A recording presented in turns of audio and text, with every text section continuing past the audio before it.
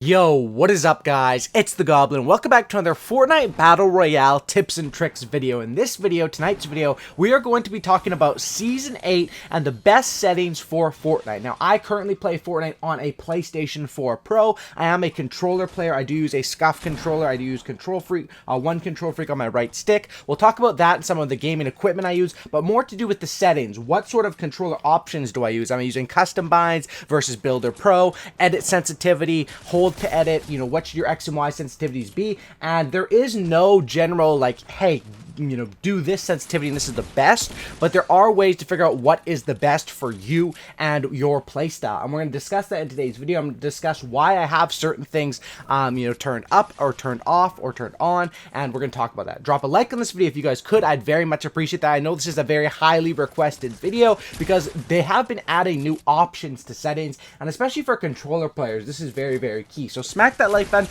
I would very, very much appreciate that. Let's go for 2,000 likes. I know it's a big like goal to go for, but I would very much appreciate if we could hit that. Subscribe to the channel if you guys are new and not already subscribed, and let's get right into it. So starting off with the settings, you first have one video settings, which is motion blur. You might as well just have motion blur off because it's, I mean, I don't really see the reason to have it on. The game looks better with it off. Next, we go into the game settings. Now, this is where we break it down more on sensitivities and different things like that. As I'm going through this stuff, I will show pictures up on the screen of the stuff I'm talking about as I'm breaking it. Like, once I break down everything in one category, I'll show the picture showing all my stats, and then we'll move on to the next category, if that makes sense. Okay.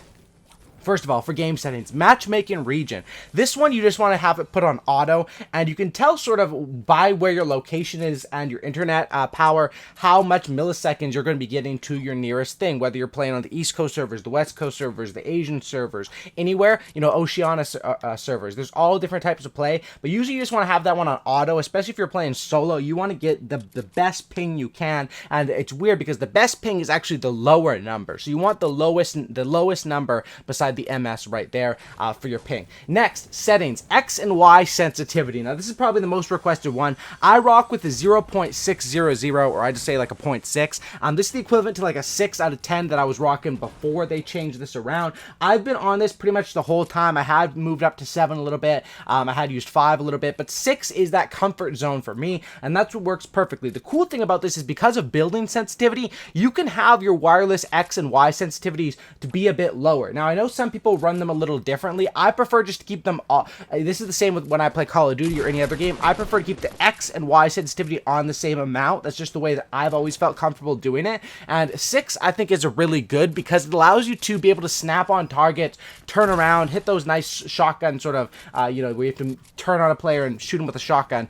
You know, those close range tilted gunfights. It can help you out with that. But also, it does give you good enough sensitivity to where you can hit the shot. You know, if you're playing on 10 sensitivity, you can spin around like a ballerina, but can you actually hit that shot? And of course, when you're playing with shotguns in Fortnite, which is of course probably the most important guns in the game, you know, the most amount of eliminations come from shotguns, and that's just a fact in Fortnite. And the thing is that you need to not only hit shots with shotguns, you have to hit them cleanly to hit the most amount of slugs and get the biggest amount of damage. So that's what I rock as far as my X and Y. Next is my wireless controller targeting sensitivity. Now, I'll explain what each of these are as I'm going through them. This one is the modifier for reducing your controller sensitivity when targeting. So anything below a 1.0 will slow down when you're aiming down sights with a weapon without a scope. So this is like your typical AR, your SMG. I rock with a 0.43. I've been rocking with this for quite some time. I think this is nice. Honestly, I might even go a little bit lower on this one. Like when we're talking about sensitivities like you know, build sense or X and Y,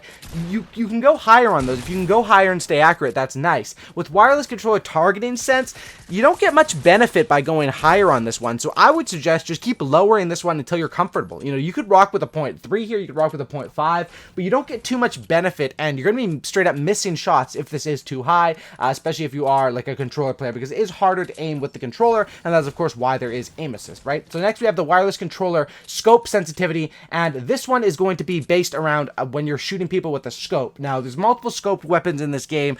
I don't really use this thermal scoped AR. I don't really use that scope pistol too much. I'm more of, if I am going to use a scope, it's probably a bolt, the silence bolt, or a heavy sniper. So I rock with a 0.65. Once again, a little bit of a higher amount here, just because with snipers, the way that I've never been the best sniper, and I don't use them too much, but even back in like Call of Duty and stuff, drag scoping is the way that I like to scope in. I'm not like a traditional full-on quick scoper, so having a decently high one there where once I can aim down sight I can still move around is nice to have with the sniper, and that's why I like the .65. Next is the building sensitivity. Now this is one of the most important ones, and like I talked about with the earlier one, the targeting sense, you don't really gain too much by increasing it. This one, the building sense, you want to increase as much as you can. I'm rocking with a 1.8 right now.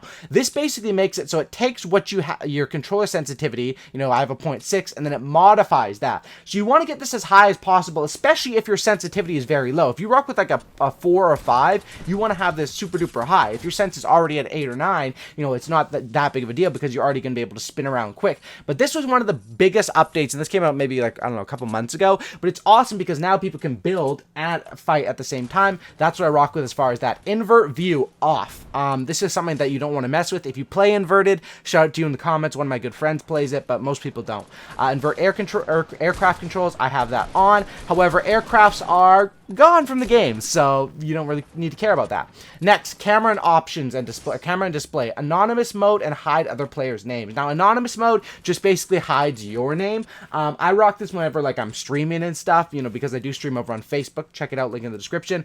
So I do rock with that, just so you don't get stream snipers or people trying to hunt you down. But for most players, if you don't have that, if you're not streaming, it doesn't really matter. Hide other players' names. Now, this is another one where you can have this either on or off, depending on what you're trying to do. Usually having this off can give you, I don't know if it's an advantage, but you can see the players' names, and you can see when it says anonymous for someone that has the streamer mode on, essentially. And those players, traditionally someone who has turned on streamer mode or anonymous mode, now that what it's called, is probably going to be a above average player. So you can sort of use that, and based off the kill feed, having this off can sort of help you, much like streamer mode did last season. Hidden matchmaking delay, this is just another thing to try to get away from stream snipers. You can just leave that at 0. The scale of the HUD, I had this one at 1.0 for a while, but I've recently dropped it down 0.85 because why not? I mean, I don't need to see the ammo and stuff too much.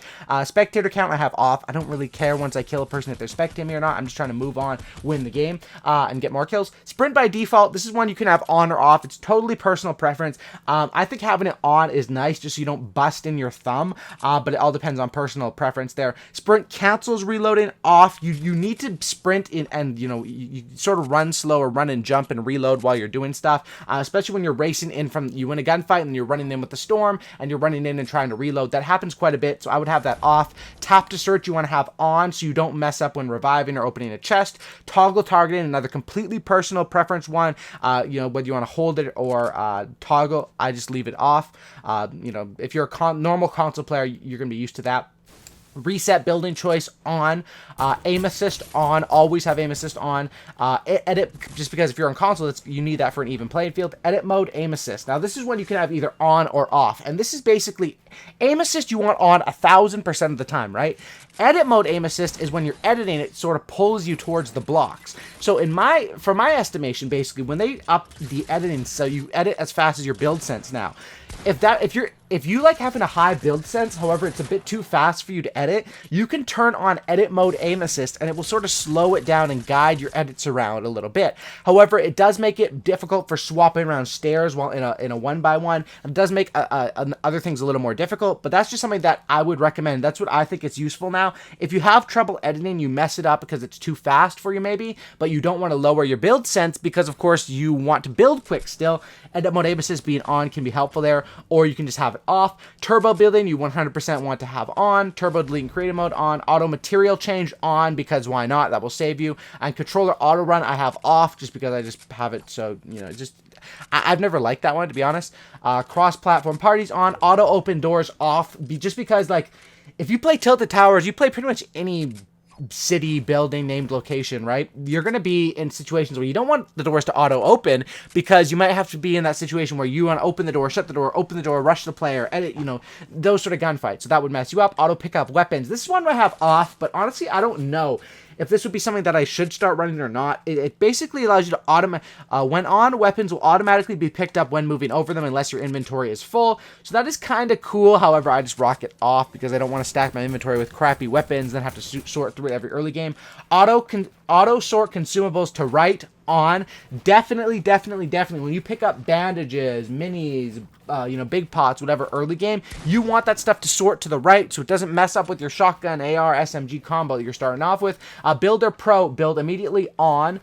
Next, controller edit hold time. We're going to talk more about that when we get to the controller settings here in a second. But if you do have a controller edit hold time on, make it low. I rock with a 0.130, which is like 130 milliseconds, I think, or something like. It's a very slow amount of time, and it is nice because it's a high enough amount of time where you're not going to be messing up. And of course you could drop this all the way down, but then if you're using the same button for building and editing, you're going to be messing up almost all the time. It's just not worth it. So I find that is a comfortable amount. Vibration off. 100% I recommend this. I played with vibration on, and I remember back, I don't know when this was, you know, years ago, I was playing on Call of Duty, I had vibration on. I heard all the good players say, turn vibration off, and I said, you know, what are they talking about? I love the vibration when you're getting the shots in, and you're here, you know, your hands are shaking, and it feels like you're in combat and you're getting all excited and amped up, you know. But actually, that doesn't, you know, it can be fun and it can stuff like that, but it doesn't really benefit you in the game by having vibration on. You want to be as accurate as possible, so vibration off. And I actually get my SCUF controllers with vibration taken out of them completely, so that's not even an option. Record replays, blah blah blah on. Sound volume, you can do whatever you want with that. Doesn't really matter too much. Next is the building settings, right? And this is where it comes down to it. What do you want to use? Now, I think as a controller player, you have sort of two options nowadays of what you can use. Either Builder Pro or a custom bind built off of Builder Pro. As of right now, I just rock with Builder Pro, and I've tried out a few different things. I'm going to talk right now about what I've tried out. Now, the first thing is, the thing about Builder Pro is it's almost perfect. The only problem is that edit hold time, right? Which is a little bit of a delay, having that 0.13 delay, right? It's very frustrating sometimes. So what I try to do is I used a custom built off of Builder Pro where I had my edit on the touchpad. And this is something you'll see a lot of good controller players do. This is a very convenient way to do it. If you do not rock with a SCUF controller, if you have just like a plain PS4 Xbox controller, that's probably how I would recommend doing it. Making your touchpad your edit button, and then you can reach over with your right thumb or your left thumb depending on your movements and edit fairly quickly. However, what I noticed when I was playing with that is that the time that it takes for me to move my finger over to, because I use a SCUF controller, right? And what a SCUF controller does, it's a tournament legal, you know, pretty much all pro or high level console players or controller players use them for Call of Duty, for Fortnite, for a bunch of different games, shooter games in particular, right? And that's because there's paddles on the back. So I have a paddle on the back, which is my edit, which was my hold to edit and my my normal switch mode build. So what I got to thinking when I was using that is, for me, pulling my thumb off of the button to go to the touchpad every time is about the same time it takes for me to just do the whole, the 0.13 or 1.130 millisecond hold on the button, which is on the back, which is so convenient about a SCUF controller, is the paddles are on the back, so I don't have to even move any of my fingers. So that's what I've been rocking with as of right now. I've been thinking a little bit more of it, and I know that having a hold to edit time is not ideal. I do not recommend to have that. I'm just explaining why I have it, but I would recommend definitely go with a touchpad if you do not have a SCUF controller to edit as your custom binds, and then you switch other things around. With that, I would recommend putting your map on probably your right D-pad.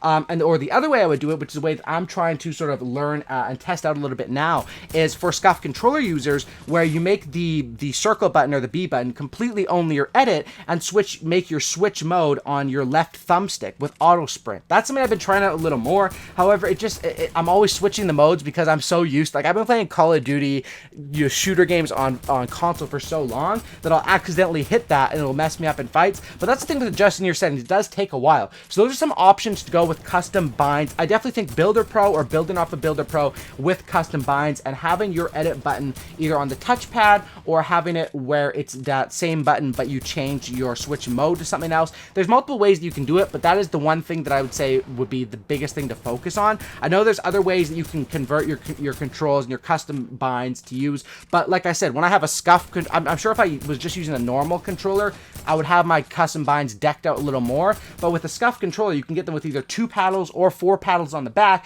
and that already gives you the convenience to be able to maneuver a little bit better. And like I said, it's all tournament legal. All pro players are using them and different things like that. Next thing I know people are going to ask me about is the dead zones. And honestly, with the dead zones, mine are just rocking with the default of the dead zones, which is I think 6.12 or whatever the default is. I haven't really messed with them at all yet, and the reasoning behind that, my thinking is just because if it ain't broke, don't fix it. I'm not really sure. You can mess around with the dead zones. Basically, that changes how the impact of when you touch your thumbsticks when it's actually picking it up and how the dead zone is working there. But that's just my opinion on that sort of stuff.